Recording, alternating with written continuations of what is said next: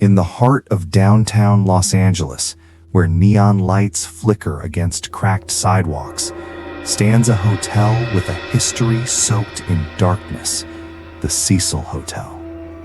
For nearly a century, it has sheltered tourists, drifters, dreamers, and sometimes the damned. In January 2013, a 21-year-old student from Canada checked into room 506. Her name was Elisa Lam. She would never check out. And what followed would haunt the internet forever.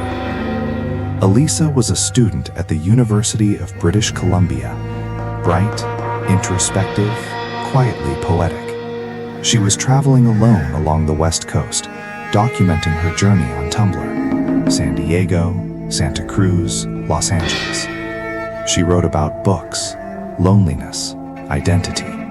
She was searching for something, perhaps independence, perhaps herself.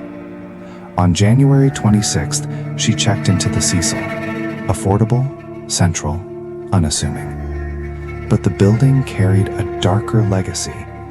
Opened in the 1920s during a glamorous era, the hotel declined with the neighborhood.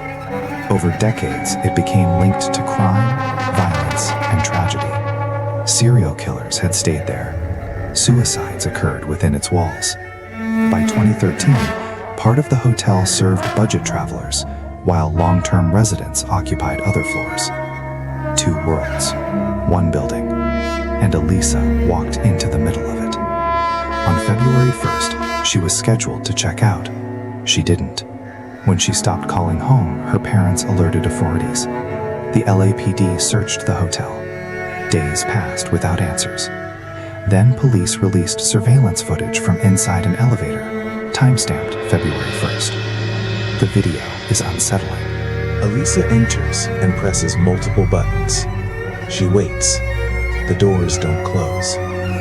She steps forward, leans out, looks left, right, as if someone is standing just beyond view. She retreats, presses every button. Her movements grow erratic.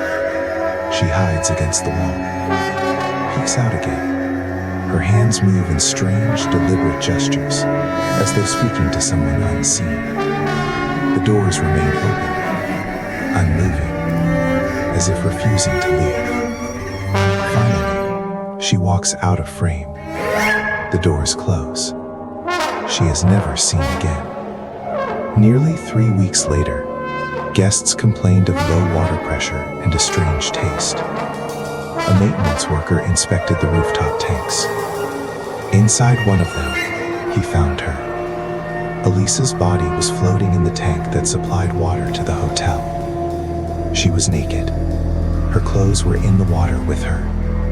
The lid was closed. The official ruling, accidental drowning.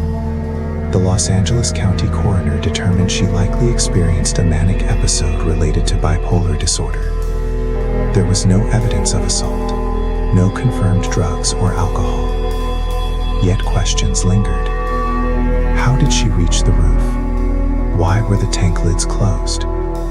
Why did the elevator behave that way?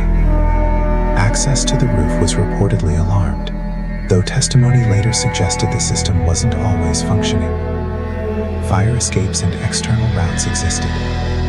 Investigators concluded she climbed into the tank herself, and once inside, could not escape. Dark, cold, silent. The internet searched for darker explanations. Conspiracy spread. Coincidences were magnified. But tragedy does not require the supernatural. Bipolar disorder can distort perception. It can intensify fear. What we see in the elevator may be a young woman in profound distress, alone in a place already heavy with history. Years later, the case gained renewed attention through the Netflix series Crime Scene: The Vanishing at the Cecil Hotel. But attention does not equal clarity, and mystery does not equal murder. The footage unsettles us because it feels unfinished. We expect a shadow in the hallway, a figure stepping forward. But there is nothing, just Elisa. alone. She was not a ghost story. She was a daughter, a student, a writer, a real human being whose final moments became myth. The Cecil Hotel still stands against the Los Angeles skyline. Elevators rise and fall, doors open and close. And somewhere in the quiet machinery of that building, an unanswered question lingers. What happened in those final moments? And why does it still feel like the doors never truly closed? This has been The Hollow Whisper. Some stories never stop echoing.